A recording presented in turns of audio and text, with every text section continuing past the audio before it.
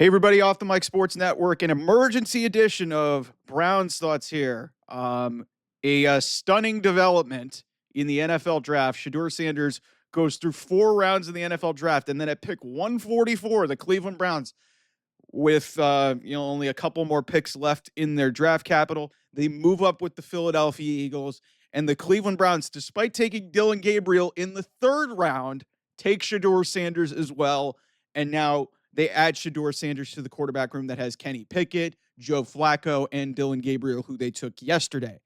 This is shocking because the Browns passed on Shedeur Sanders multiple times, did not have any interest. And then at this point in the draft where, maybe there weren't any wide receivers or offensive linemen that really they had interest, and they were like, hey, fuck it. Let's go in the 5th round, pick 144. If he works out, great. And it's a steal of the century.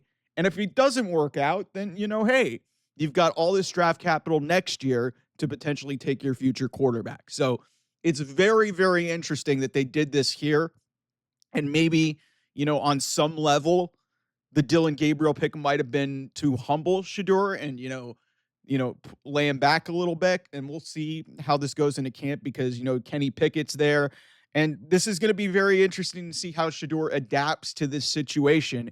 The Browns clearly did like him, but not enough to warrant using a premium pick like they did. But to take 2 quarterbacks in the span of, I think, 3 or 4 picks for the Browns is a little bit crazy to me, considering, how glowingly they spoke about Dillon Gabriel, and they had Jalen Milroe. So I'm not sure what the reasoning is for this, but this is an incredible value. From a value perspective, this is an incredible value. I may not like Shedeur Sanders, sometimes the kid, and he may come across as a little bit arrogant and needed to be humbled. But considering that this guy was mocked for a large chunk of the process to the Browns at 2, and they get him at 144, if you would have told me that a month ago, I would have told you, holy fuck, that's an insane value. This is the type of thing that, you put all your eggs in the basket. I know a lot of people who are out on Shedeur, to begin the process, who are just anti-Shedeur people. Guys, it's a 5th-round pick. And you have extra picks next year that you got from Jacksonville. Why not take a swing at it here? If you were so convinced that he was going to get taken by somebody else, then why not make the move? It's shocking that he fell this far, but also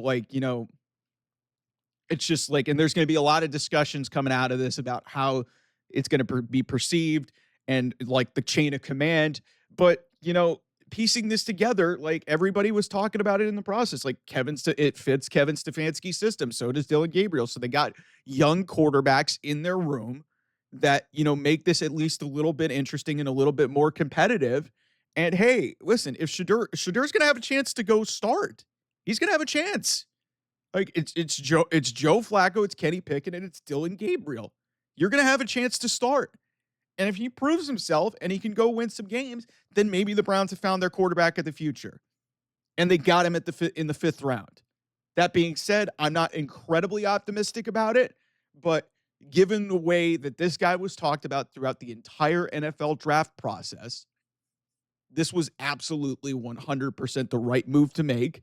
If you're convinced and you really like the kid. And they really made the situation, and they traded up with Philadelphia, and they got it done. I don't know what the terms of the trade were to get up there, and I'll probably have to figure that out when I do a full evaluation of this draft class.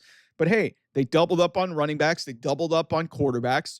Their offense got better. Yeah, they still need some more skill position players. They got Harold Fannin, the tight end from Bowling Green. But listen, I'm okay with this. I'm okay with this, given the fact that how relatively low risk it is. If you would have done it on day 1 or day 2, it probably is a little bit more of a risk. But now, like I said, if he comes in there and he wins the starting job and he plays well, who would you paid for him? You moved up in the draft and got up to pick 144. That's insane for a guy that was being talked about as 1A and 1B with Cam Ward. You get him in the 5th. That's wild. Just wild.